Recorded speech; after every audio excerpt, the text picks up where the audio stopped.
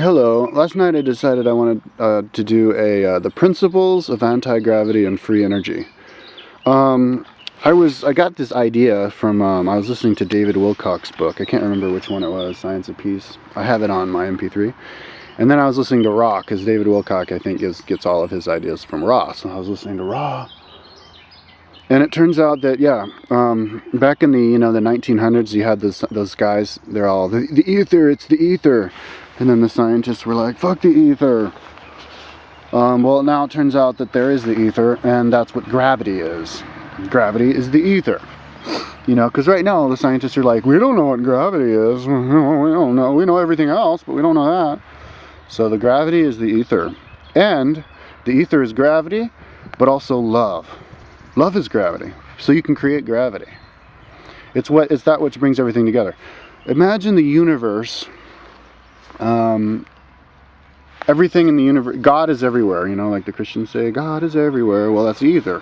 God is the ether, and it's alive, and it exists everywhere in the universe. But you have these three-dimensional, condensed matter orbs in space, known as stars and planets and such, black holes. Have extra ether going into them, so the ether flows into them because of their mass. And as the ether flows, it passes through everything, and it kind of brings everything into the center. It's kind of like wind. When the wind is flowing towards something, it'll push you towards it as well. It's like that. So that pushes you in.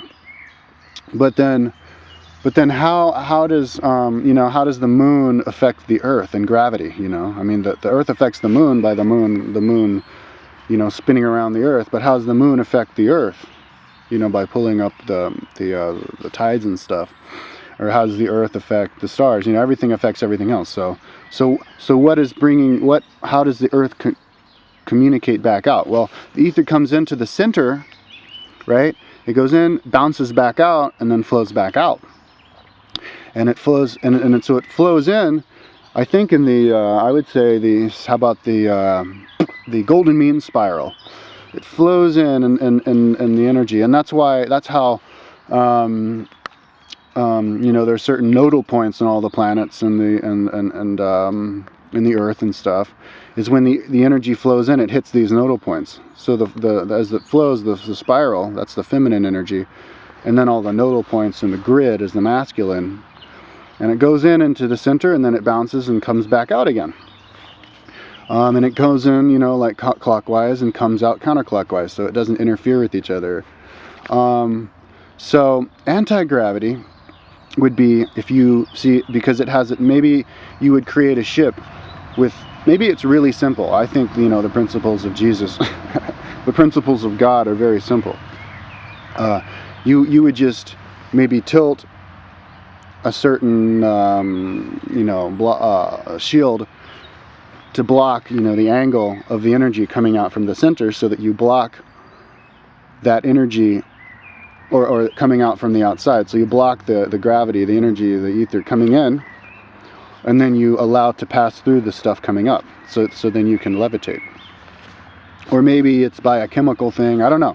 But you block off the energy coming down, let the energy coming up push you up. So you're being pushed up by the energy going out, the gravity being sent out to the other orbs, and you're not being pushed down as much. So you just adjust it, and then boom, you've got anti-gravity, and that's how it works. Now, I don't know how that would work. Maybe you could spin. I mean, we know that if you spin a ball like 30,000 times a second, and you shoot it up in the sky, it can go up way higher than when it's not spinning, and then it comes down a lot faster. And it doesn't have as much momentum, because it throws off all of the ether that's coming into it with the momentum. It throws it away, and it makes it impervious to it. So maybe it's something about that. And I think that's what like Bob Lazar and some other people say. Yeah, you just put this element 118, which is the heaviest element known to the universe, or this part of the universe. It's not even found on Earth. Make it really heavy, spin it around really fast along the edges of the spaceship, and then that can serve to negate the ether passing through you and bringing you down. And negate the momentum And then you can block yourself off from the ether coming down, the love coming down, and then bop you back up and let you levitate. So now, as far as the principles of free energy, I think it would use the same thing. You can utilize gravity to create energy. We already do utilize gravity to create energy with hydroelectric plants, and then I guess you could even say tidal generators. You know, if you were to consider the energy from the moon pulling the tides as gravity. And so, you know, but that's like, say, a crude way to utilize gravity. You're utilizing gravity in a secondary manner, but I would say it's possible to utilize gravity in a primary manner, where you would create, like Bashar says, the Merkaba. That's what my buddy says. It's called the Merkaba. It's a tetrahedron with another tetrahedron on top of it, upside down. I think it's called maybe a casahedron. I can't remember. But you create one of those, maybe you spin it around a bunch of times, it gets in line with the natural flow of the ether, and it can capture it, and then you can put a detector on it, and it sucks the energy off, and boom, you've got yourself free energy. It's very simple.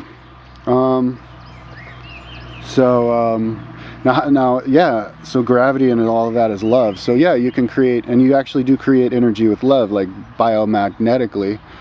You know, if you're happy and you're enjoying your life, then you live longer, you stop time, you create more energy for yourself. You collect more ether from God, energy force, and you have more energy, and it's like recharging your batteries that way. You know, and with a lot of people working together harmoniously, they can create a lot. And, you know, if you have people getting revenge on one another, then it deteriorates, disintegrates, and they kill each other. You know, like the mafia wars. The cops don't even have to worry about it. They just let the mafia guys kill each other, and then there's no more mafia because they're all dead. And then, you know, so peace and love and all that is energy.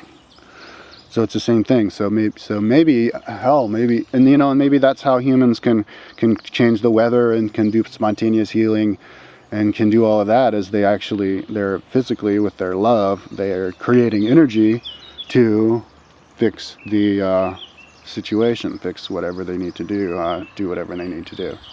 So yes, that's basically the principles of anti-gravity and free energy.